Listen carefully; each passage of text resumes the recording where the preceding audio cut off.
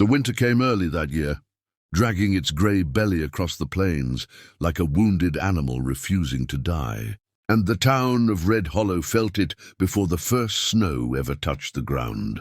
The wind cut through the streets with a sharpness that split fingers and cracked lips, carrying with it the smell of coal smoke, old leather, and hunger.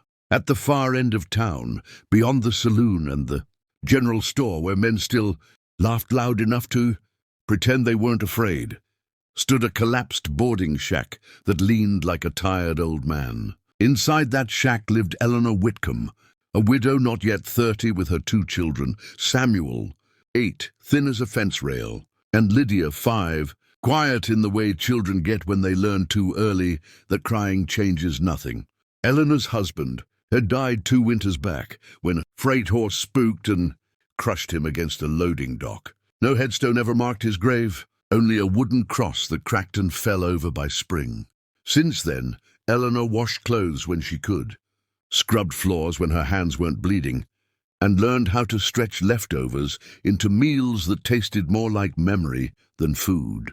That night, she sat on the floor with her children, dividing a half-burnt biscuit soaked in weak broth scavenged from behind the hotel kitchen. Samuel pretended not to be hungry. Lydia chewed slowly, as if each bite might be her last for days. Eleanor smiled because mothers learn how to lie with their faces long before they ever learn how to lie with words. Outside, a man stood watching through a broken plank in the wall.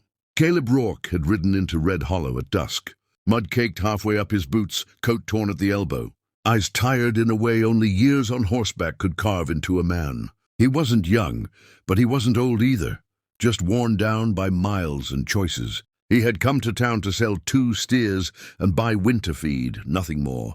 He hadn't meant to stop at the shack. He hadn't meant to look inside. But when he saw a woman breaking food into pieces too, small to be called portions, something old and angry stirred in his chest.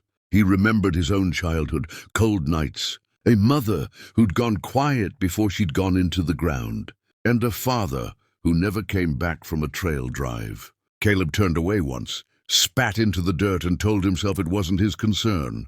Then he heard Lydia whisper, "Mama, are we eating tomorrow?" That was when he stopped lying to himself. The next morning, Eleanor woke before dawn, the cold biting harder than usual. Samuel's cough had worsened overnight, a dry, rattling sound that scraped against her nerves like sandpaper. She wrapped him tighter in the only blanket. They owned and sent him and Lydia out to gather wood scraps, while she went to the laundry house. But the laundry house door was locked. A note nailed crookedly to the frame read, "No more work until spring." Eleanor stood there a long time, staring at the words until they blurred. By the time she returned to the shack, the children were gone. Panic rose in her throat until she saw them near the alley, crouched beside a barrel, picking through discarded bones and bread crusts thrown out from the hotel kitchen. Samuel froze when he saw her. Lydia's hands were greasy, her eyes lowered in shame she didn't deserve. Eleanor didn't scold them. She knelt, pulled them close, and whispered apologies that no child should ever hear. That was when a shadow fell across them. Eleanor looked up, bracing herself for judgment, for cruelty, for the familiar sneer of townsfolk who believed poverty was a personal failure. Instead, she saw a tall man with iron-gray eyes, his hat pulled low, his face weathered but steady. He looked at the children, then at the food in their hands, and finally at Eleanor. His jaw tightened, not in disgust but in resolve. He spoke quietly, as if raising his voice might break something already fragile. "Get your things," he said. Eleanor stiffened. "Sir, we're not beggars," she replied, pride flaring despite everything. Caleb shook his head slowly. "I know what beggars look like," he said. "You're survivors." He paused, then added the words that would change all their lives. "You're coming home." Eleanor didn't trust him, not fully. She had learned better. Men in Red Hollow made promises as easily as they broke them. But something in Caleb's voice carried weight, like a truth that didn't need defending. Still she hesitated. "Home to where?" she asked.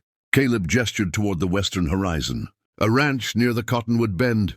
It's not fancy. Roof leaks in spring. But there's food, warmth, and No child of mine or anyone under my roof is going to eat scraps off the ground.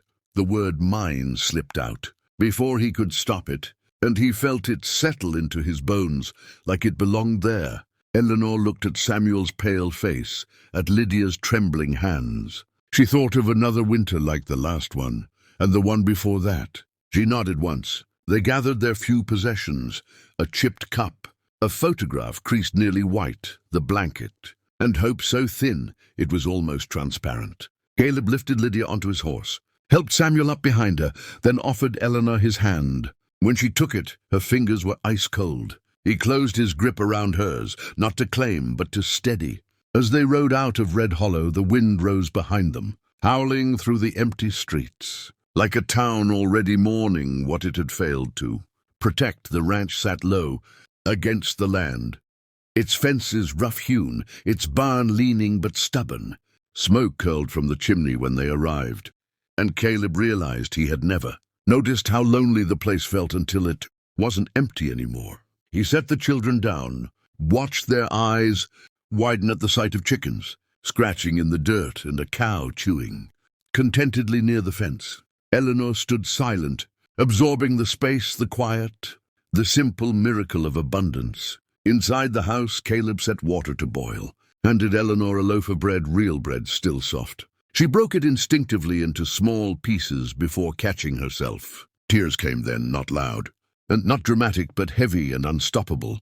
Caleb turned away, pretending to busy himself with the stove, because some moments deserve privacy even in gratitude. That night Samuel ate until color returned to his cheeks. Lydia fell asleep at the table, crumbs on her chin, smiling.